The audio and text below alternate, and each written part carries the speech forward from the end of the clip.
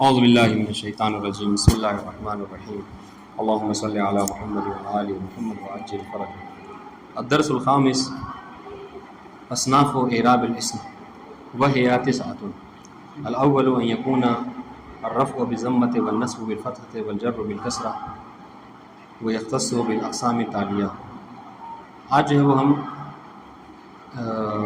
اسم کے اعراب کی اقسام کو جو ہے شروع کر رہے ہیں، ٹھیک ہے۔ انہوں نے کہا کہ اسم کے اقسام کے جو اعراب ہے وہ 9 چیزوں پر ہے، یعنی 9 ہیں، اس کی 9 قسمیں ہیں۔ سب سے پہلی قسم کیا ہے جس کو ہم سمجھنے کے لیے کیا کہتے ہیں کہ اس کو سمجھنے کے لیے کہتے ہیں کہ اعراب اصلی۔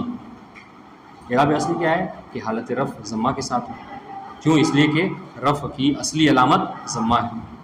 حالت نصب فتحہ کے ساتھ ہو، کیوں؟ اس لیے کہ نصب کی اصلی علامت فتحہ ہے۔ اور حالت جر جو ہے کسرے کے ساتھ ہو، کیوں؟ اس لیے کہ جر کی اصلی علامت کسرہ ہے، ٹھیک ہے۔ تو اب اس کو یا تو آپ اس طریقے سے تعبیر کیجئے کہ حالت رفع میں ضمہ، حالت نصب میں فتحہ، حالت جر میں کسرہ۔ اس کو سمجھنا چاہیں تو اعراب اصلی کن چیزوں سے مخصوص ہے؟ تو کہا کہ اعراب اصلی 3 چیزوں سے مخصوص ہے۔ سن لیجئے اس کو، پھر تطبیق میں آسانی ہوگی۔ اعراب اصلی 3 چیزوں سے مخصوص ہے۔ ایک کیا ہے؟ مفرد منصرف صحیح سے۔ دوسرے جاری مجرا صحیح سے۔ جاری مجرا صحیح کسے کہتے ہیں؟ جاری مجرا صحیح، یعنی صحیح کی جگہ پر جاری ہونے والے سے، صحیح کی جگہ پر جاری ہونے والے سے۔ اب یہاں پر ایک بات ہے کہ آپ نے اس کو جاری مجرا صحیح کیوں کہا، خود صحیح کیوں نہیں کہہ دیا؟ سوال ہے۔ آپ اس کو خود صحیح کہہ دیتے، کہہ رہے کہ نہیں ہماری مجبوری ہے، ہم صحیح نہیں کہہ سکتے۔ کہا کیوں؟ اس لیے کہ صحیح کے لیے ہم نے کیا شرط لگائی ہے؟ صحیح اسے کہتے ہیں کہ جس کے آخر میں حرف علت نہ ہونے۔ صحیح ابھی کہا والصحیح عند النحاة، صحیح جو ہے وہ نحات کے نزدیک وہ ہے کہ جس کے آخر میں حروف علت میں سے کچھ نہ ہو۔ اور یہ کیا ہے؟ ہاں، اور یہ کیا ہے؟ کہا کہ اس کے آخر میں حرف علت موجود ہے، واو اور یا موجود ہے۔ اس وجہ سے ہم اس کو جو کیا ہے صحیح تو نہیں کہیں گے، جاری مجرا صحیح کہیں گے۔ کیوں؟ اس لیے کہ دیکھیے، اس لیے کہ یہ کیا ہے، یہ درمیان میں واقع ہو گیا ہے۔ اس کے اوپر نامکمل طور پر صحیح کا اطلاق ہو سکتا ہے، کیوں؟ اس لیے کہ آخر میں حرف علت موجود ہے، ٹھیک ہے۔ اور نہ اس کے اوپر معطل کا جو ہے کیا ہے اطلاق ہوگا، کیوں؟ اس لیے کہ معطل کے لیے کیا ہے کہ حرف علت سے ماقبل جو ہے وہ کوئی حرکت ہونی چاہیے، اور اس کے ماقبل جو ہے وہ حرکت نہیں موجود ہے، بلکہ اس کے ماقبل جو ساکن ہو گیا، اس لیے کیا ہے یہ درمیان میں واقع ہے، چنانچہ اس کو جاری مجرا صحیح کہیں گے، صحیح کی جگہ پر جاری ہونے والے سے، ٹھیک ہے۔ تیسرا جو کیا ہے، کہا بالجمع المکسر المنصرف، یعنی یہ اعراب جو اعراب اصلی ہے یہ دیا جائے گا کس کو؟ جمع مکسر کو۔ ہم اس کو مقدماتی میں جمع مکسر۔ اچھا، یہاں پہ ایک بات جو ہو سکتا ہے قاسم صاحب کے ذہن میں ہو کہ ہم کو یہ نہیں سمجھ میں آیا منصرف کیوں کا، کہ قید کیوں لگائی۔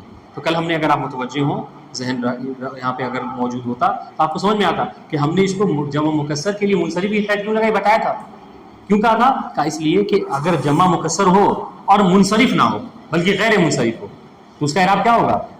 اس کا اعراب پھر غیر منصرف والا ہوگا۔ مثال کیا دی تھی؟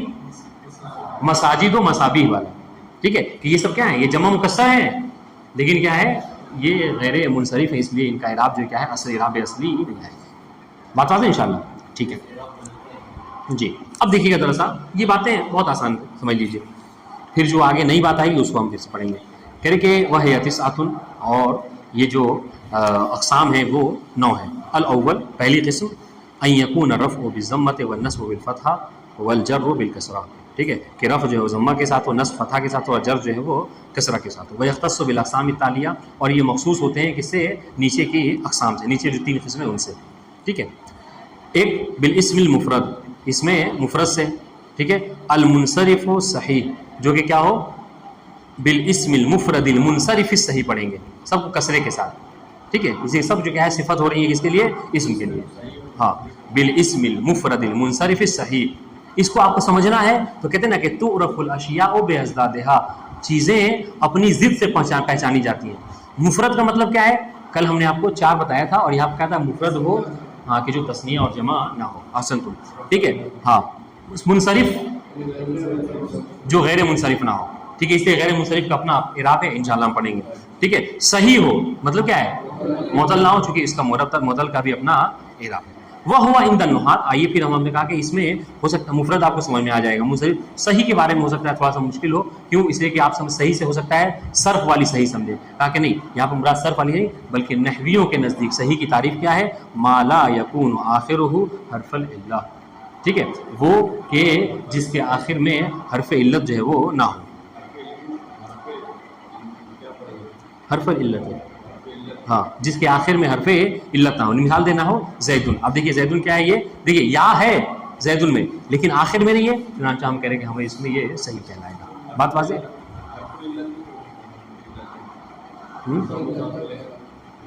تو مضاف کیا وہ ہوتا ہے، مرفوع ہوتا ہے.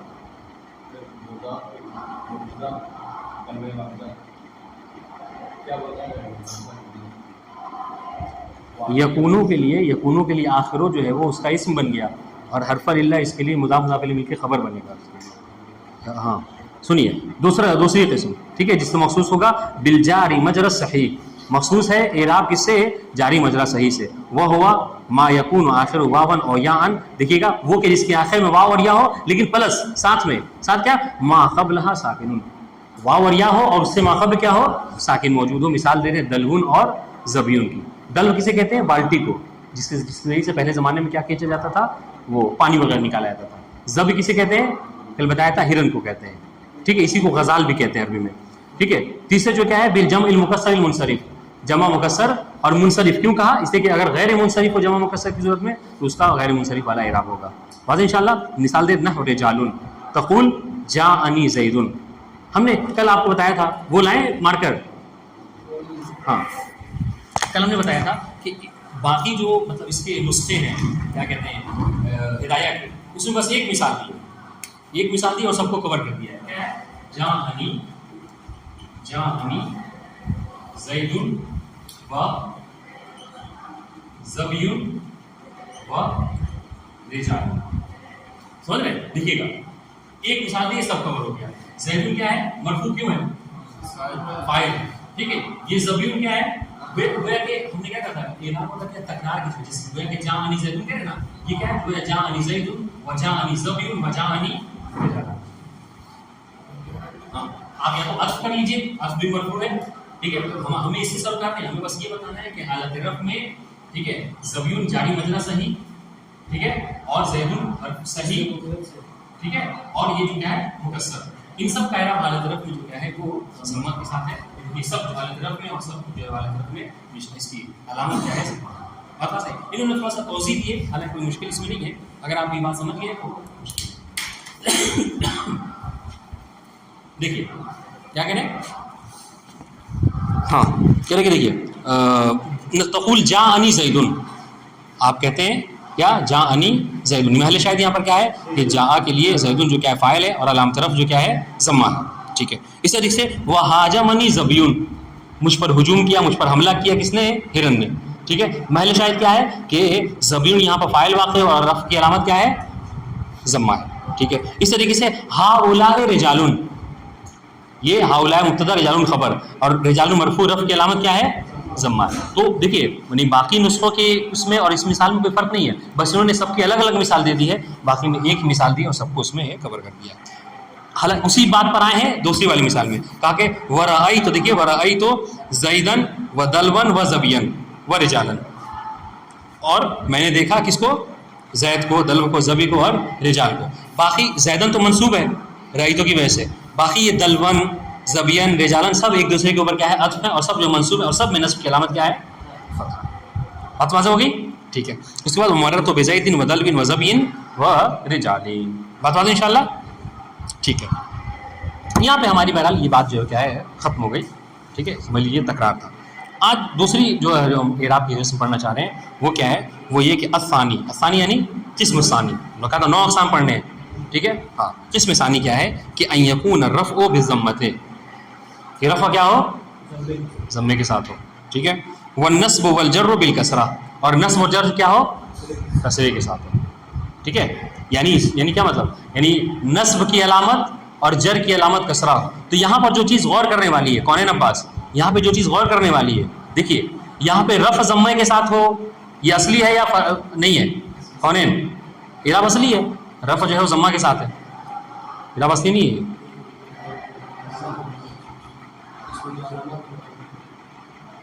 نہیں سمجھ آ رہا ہے؟ ان یکون الرفع بالضمہ اصلی ہے، ہاں رفع جو ہے کیا ضمے کے ساتھ ہو. ٹھیک ہے، اپنی حالت پر ہے. ٹھیک ہے، جر کسرہ کے ساتھ ہو اپنی حالت پر باقی ہے کہ نہیں ہے. یہاں پہ بس ایک صورت میں کیا ہے اپنے اعراب اصلی سے جو کیا ہے یہ تھوڑا سا دیکھ لیجیے یو ٹرن لے رہا ہے، یعنی الگ ہو رہا ہے، ورنہ جو پیچھے ہم نے اعراب پڑھا وہی والا اعراب یہ بھی ہے، حالت رفع میں ضمہ، حالت جر میں کسرہ.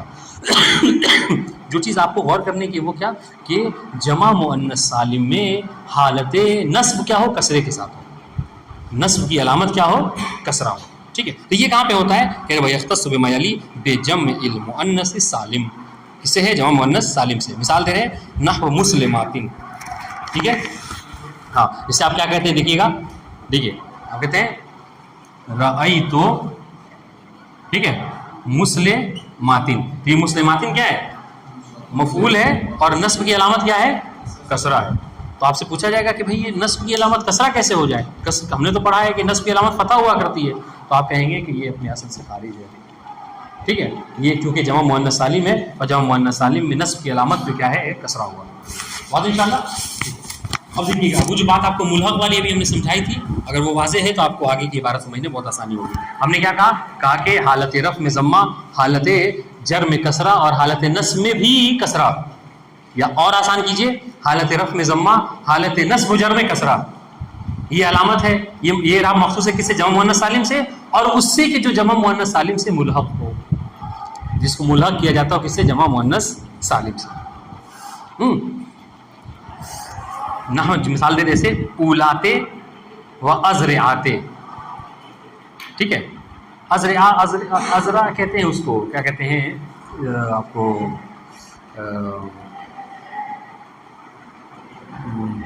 وہ جو حملے وغیرہ کو روکنے کے لیے جس کو عربی میں حصن کہتے ہیں، نہیں ڈھال نہیں، اس کا اردو میرے ذہن میں نہیں آ رہا ہے ابھی، آپ کو بتاؤں.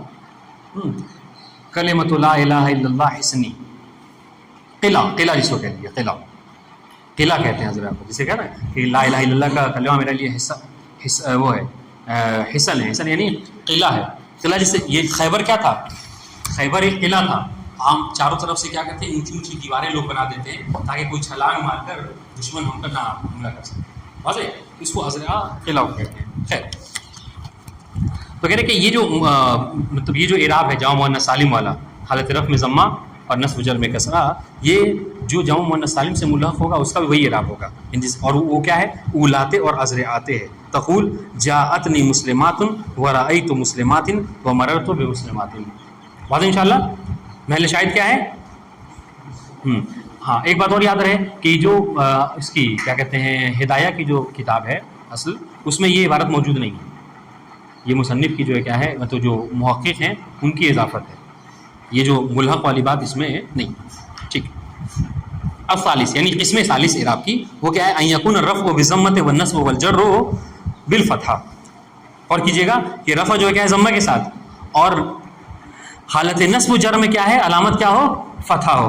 یہ کس میں، وَيَخْتَصُّ بِغَيْرِ الْمُنصَرِفِ. اور یہ جو ہے کیا ہے مخصوص ہے کس سے، اس میں غیر منصرف سے. اس میں غیر منصرف آپ کو اس سے پہلے مبادی میں پڑھایا، ٹھیک ہے، آپ کو نحو مقدماتی میں پڑھایا کہ اس میں غیر منصرف کسے کہتے ہیں. لہذا آپ کو یہ معلوم ہونا چاہیے کہ اس میں غیر منصرف کسے کہتے ہیں. فیض علی، اس میں غیر منصرف کسے کہتے ہیں، جلدی سے. ہاں کون سا اس میں، محمد حسن، اس میں غیر منصرف تعریف نہیں، وہ تو یہ تو وہ علتیں ہو گئیں منصرف غیر منصرف ہونے کے لیے. اعجاز رضوی، اس میں غیر منصرف.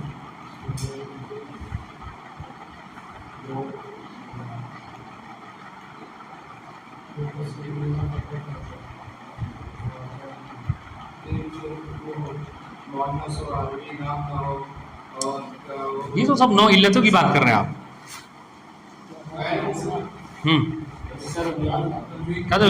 ہاں تنوین اور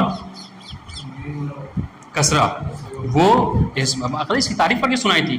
اس میں غیر منصرف اسے کہتے ہیں کہ جو اپنے اوپر تنوین اور کسرے کو قبول نہیں کرتا ہے. ابھی میرے خیال سے ابھی 10-15 دن سے پہلے جو کیا ہے یہ بات گزری تھی، جس میں کب، جب وہ حالت، جب وہ پھر وہ منصرف نہیں رہ جائے گا تب، جب وہ منصرف نہیں رہ جائے گا تب. ٹھیک ہے چلیے. बात वाज़ह है, इसको लिख लीजिए भैया, ये मतलब भूलने वाली चीज़ नहीं है। एक ही चीज़ कितनी बार तकरार करेगा इंसान। इसमें गैर मुनसरिफ वो कि जो अपने ऊपर तनवीन और कसरे को कबूल न करे। ठीक है, नहू देखिए मिसाल दे रहे हैं, अहमदो तक़ूल जाअनी अहमदो व रअयतु अहमदा व मररतु बि अहमदा। महल शाहिद क्या है तीनों में? अहमद। ठीक है, ये क्या है? अब यहाँ पर उस बात को मतलब तकरार के लिए आप कवर कर सकते हैं कि इसमें गैर मुनसरिफ, कोई इसम कब गैर मुनसरिफ होता है? कहा कि उसमें उस वक्त होता है कि जब उसमें 9 इल्लतों में से 2 इल्लतें पाई जाती हों या कोई एक इल्लत हो कि जो कायम मकाम 2 इल्लत की हो। ठीक है, इजमा वज़न आदिलन अन्निस बेमारिफा रकीब वज़िद उजमतन फलवस्फ़ क़द कमुला। इसकी तशरीह भी जो इस शेर की कर चुके हैं, इंशाअल्लाह कि आपको याद होगा। बात वाज़ेह है? ठीक है, चौथी किस्म सुनिएगा इराब की, ये थोड़ा सा दकीक है, इसको समझने की बात है। ठीक है, और राबे अन यकून रफ़्उ बिलवाव व नस्ब बिल अलिफ वल जर्र बिल या है। अब देखिए, अब हम क्या है, अब हम इराब बिल हरकत से निकल गए।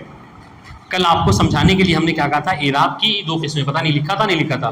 इराब की 2 किस्में, एक है इराब बिल हरकत और एक है इराब बिल हुरूफ। अब तक जो 3 किस्में हम पढ़ रहे थे, ठीक है, थोड़ी बहुत तब्दीली आई थी, लेकिन हम इराब बिल हरकत में ही थे। चौथी किस्म में आके एकदम से क्या है, अब हरकत से इराब नहीं दे रहे हम, बल्कि क्या इराब बिल हुरूफ देंगे। ठीक है, इराब बिल हुरूफ देंगे, यानी क्या मतलब, यानी रफ वाव के साथ, वाव एक हर्फ है, हसन तुम, हाँ, और नस्ब जो क्या है अलिफ के साथ, और जर जो है वो या के साथ। वाज़ेह इंशाल्लाह, इसको इराब बिल क्या कहते हैं, हुरूफ कहते हैं। इसमें थोड़ा सा बहरहाल ये अस्माए सित्ता मुकब्बरा की बात है, हम चाहते हैं इसको ज़्यादा वाज़ेह करें। ठीक है, इसके लिए कुछ शराइत हैं, थोड़ा सा उसका जिक्र करेंगे। आज जो है वो आप लोग थक गए इंशाल्लाह, टाइम भी नहीं है, कल इंशाल्लाह इसको जिक्र करेंगे आप। लेकिन आप पे ज़िम्मेदारी ये है कि इंशाल्लाह इस दर्स को मज़ीद जो है वो अच्छे तरीके से हल कर लेंगे। हालांकि बाद इसमें हमूके हैं, क्योंकि ख़वातीन के ससुराली रिश्तेदार को जो है आमतौर से कहा जाता है हम, इसलिए हमूके पढ़ें। बाकी तो ऐसे पढ़ें अखू का व अबू का व हमू के। ठीक है, व हनू का वफ़ू का वज़ू माली तक़ुल जाअनी अखू का रअयतु वफ़ा का मररतु। हम जो है वो एराब की 9 किस्में जो है वो पढ़ रहे थे, अगर आप लोगों को याद हो। कहा था कि जो इसम जिनको एराब दिया जाता है वो 9 अक़साम पर मुश्तमिल है, जिनमें से हम 3 पढ़ चुके हैं। एक मुफ़रद मुनसरिफ सही का एराब, दूसरे जो है वो जमा मुअन्नस सालिम का एराब, और तीसरा जो है वो आपको गैर मुनसरिफ का एराब। ठीक है, बाकी जो बीच में दरमियान में जो बातें आई थी वो जो क्या है उससे मुल्हक़ थी। बल्कि मुफ़रद मुनसरिफ सही से आप कहिए तो मुफ़रद मुनसरिफ सही, जाही मजरा सही, और जो है वो जमा मुकस्सर का एराब, जमा मुकस्सर मुनसरिफ। ये सब बातें जहन में आ रही हैं? जमा मुकस्सर मुनसरिफ क्यों कहते हैं, जारी मजरा सही क्यों कहते हैं? अगर सुनने के बाद ये सब के डिटेल्स जहन में आ रही है तो मतलब ये कि दर्स आपको वाज़ेह हुआ है, समझ में आ रहा है। वरना फिर ये है कि बस समाअत फरमा रहे हैं आप, इस पर कोई गौर फ़िक्र जो है वो नहीं कर रहे हैं। ठीक है, आज जो है वो हम चौथी किस्म पढ़ रहे हैं, और वो है अस्माए सित्ता का एराब। इसका एराब अस्माए सित्ता। तो अस्माए सित्ता जब पढ़ेंगे तो सबसे पहले जो आपके जहन में सवाल आएगा कि चूँकि अब तक हम पढ़े थे उसमें नहव मुक़द्दिमाती में, हाँ, या फिर जो है वो आपको खुद मवादिल अरबिया में, ये अस्मा कितने हैं? ये 5 हैं, 5 हैं। 6 पढ़े थे, 5 पढ़े थे? 6 पढ़े थे दोनों में। नहीं, मुझे लगता है इसमें नहव मुक़द्दिमाती में कितना था? 6 था। चलिए, तो 6 था तो अच्छी बात है। लेकिन आप जो है वो यही एक चीज़ जो जहन में रखने की है वो ये है कि जब कभी अस्माए सित्ता है, ठीक है, जैसे कि अभी आगे चल के आप पढ़ेंगे, मसलन क्या स्यूती जब पढ़ेंगे, स्यूती के बारे में आपको बताया है कि 1000 शेर इब्न मालिक ने कहे और उसकी जो है वो शरह जो है वो लोगों ने की, तो उन्हीं में से एक स्यूती ने भी शरह की है, तो वो क्या है, वो स्यूती के नाम से मशहूर है। इब्न अकील ने की, वो शरह इब्न अकील के नाम से मशहूर है। ठीक है, और इब्न नाजिम जो इब्न मालिक के बेटे उन्होंने की, तो उनका क्या है, शरह इब्न नाजिम के नाम से। लेकिन ये 1000 शेर जो नहव के बाब में कहे गए, तो उसमें अगर आप पढ़िएगा तो मतलब क्या है, ये जो आप अस्माए सित्ता पढ़ते हुए आ रहे हैं, एकदम से कहीं पे आपको लगेगा, सुनने में आएगा कि ये अस्मा सित्ता नहीं बल्कि ये अस्मा खमसा है। बल्कि इब्न मालिक की बाकायदा ये इबारत है, इब्न मालिक की, सुनिएगा, हाँ, इसमें इब्न मालिक की इबारत है। वो ये कहते हैं कि ये अस्मा, ठीक है, बाज़ लोग गिनवाते हैं कि ये 6 हैं, ठीक है, जबकि हनुन को नक्स करना, ठीक है, यानी उसको कम कर देना ज़्यादा बेहतर है, ज़्यादा हसन है। मतलब क्या है, यानी उनके नज़दीक अस्मा ये कितने हैं? 5 हैं, 6 नहीं। बात वाज़ेह? अब एक सवाल जो बहरहाल ذہن میں رکھیے گا تو فائدہ ہوگا، وہ یہ کہ آخر یہ اختلاف کیوں ہے، آخر یہ اختلاف کیوں ہے؟ بعض نحوی کہتے ہیں کہ یہ اسماء 5 ہیں، بعض کہتے ہیں کہ یہ اسماء 6 ہیں، کہیں پہ دیکھیے گا اسماء 6 کہا جاتا ہے اور کہیں پہ اسماء 5 کہا جاتا ہے، اور جو دونوں کہنے والے غلط نہیں ہیں، ٹھیک ہے؟ بس آپ کو اپنے ذہن میں یہ ہونا چاہیے کہ جو 5 کہہ رہے ہیں وہ کیوں کہہ رہے ہیں، اور جو 6 کہہ رہے ہیں یعنی 6 اسماء کہہ رہے ہیں وہ کیوں کہہ رہے ہیں۔ بات واضح ہے؟ تو غور کیجیے گا، جو لوگ اسماء 6 کہتے ہیں، ٹھیک ہے، وہ ان اسماء میں ہنن کی بھی اضافت کرتے ہیں، یعنی ہنن کو بھی شمار کرتے ہیں۔ ہن کسے کہتے ہیں؟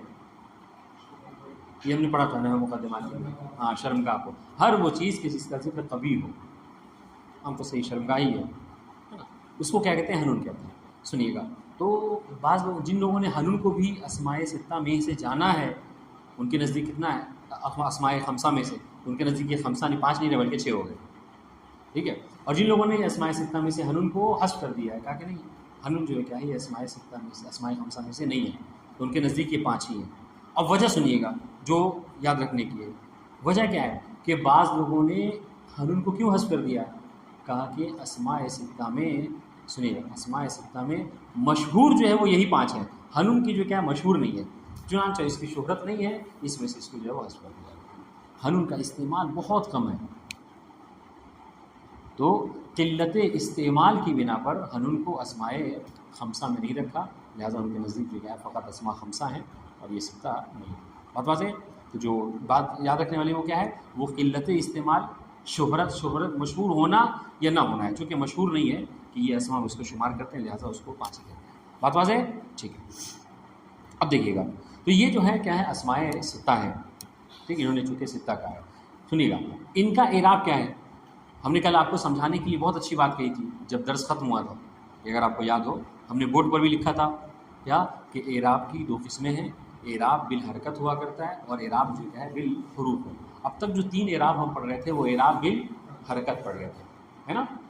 اب جو ہے کیا ہم اعراب بالحروف شروع کر رہے ہیں، تو اعراب بالحروف میں سب سے پہلے اسماء 6 کا اعراب ہوتا ہے، وہ کیا ہے؟ وہ یہ کہ حالت رفع میں واو کے ساتھ، حالت نصب میں الف کے ساتھ، اور حالت جر میں یا کے ساتھ۔ یاد ہے یہ سب کو اسماء 6 کا اعراب؟ لیکن یاد رکھیے، جو سمجھنے والی بات ہے، جو غور کرنے والی بات ہے، جو یاد رکھنے والی بات ہے، ٹھیک ہے، وہ کیا ہے؟ وہ یہ کہ اسماء 6 کو جو یہ اعراب دیا جاتا ہے یعنی اعراب بالحروف، یہ بس یوں ہی نہیں ہے، بلکہ اس کے لیے کتنی شرط